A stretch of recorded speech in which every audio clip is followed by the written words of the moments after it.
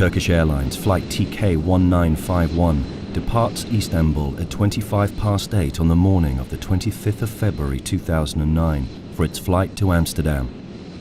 At 10:15, the aircraft enters Dutch airspace from the east and approaches Schiphol Airport.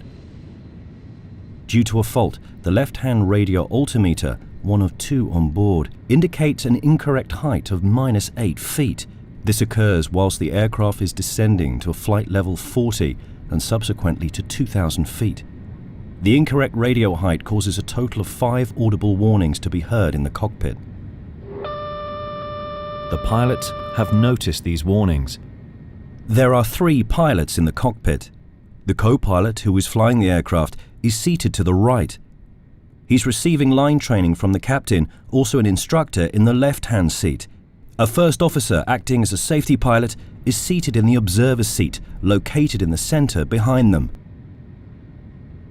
The aircraft is now flying at 2,000 feet on a course of 265 degrees as assigned by air traffic control.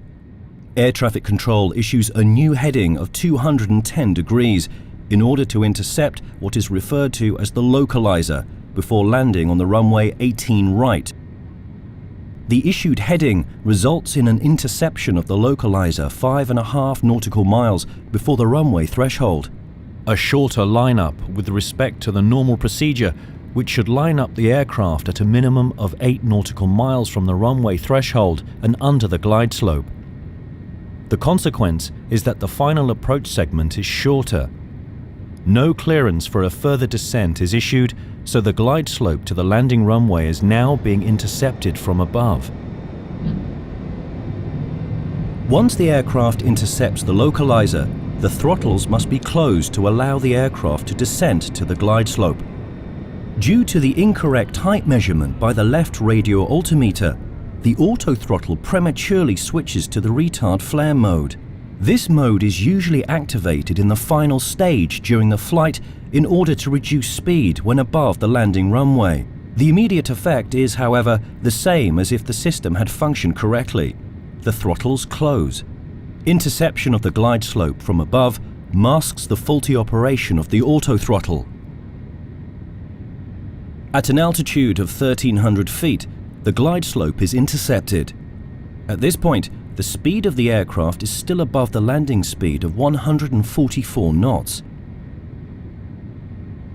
Once an altitude of 1,000 feet has been passed, the aircraft and crew must be fully prepared for landing, according to Turkish Airlines company procedures. This, however, is not the case. The speed remains too high and the engine power too low, and the final position of the flaps remains to be selected. Furthermore, the crew are still engaged with the landing checklist. This may cause the speed to decrease unnoticed. The autopilot maintains the aircraft on the glide slope. In order to generate sufficient lift, the nose rises to well above the normal level. The pilots are unaware of this. Once the speed reduced to 109 knots, the stick shaker was activated. A warning that the aircraft is traveling too slowly and is at risk of losing all lift very quickly. The pilots respond to this, but inadequately.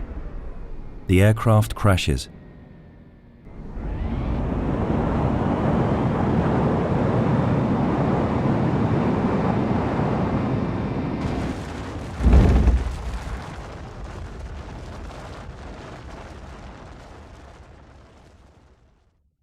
In the final seconds of the flight data recorder, it can be seen that once the stick shaker is activated, the co-pilot slides the throttles forwards and pushes the control column to lower the nose of the aircraft.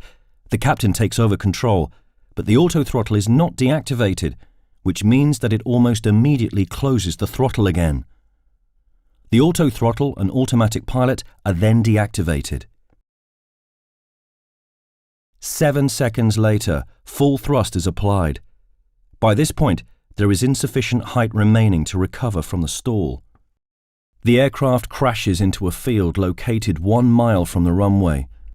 Due to the high nose position, the tail strikes the ground first, and the aircraft breaks into 3 pieces.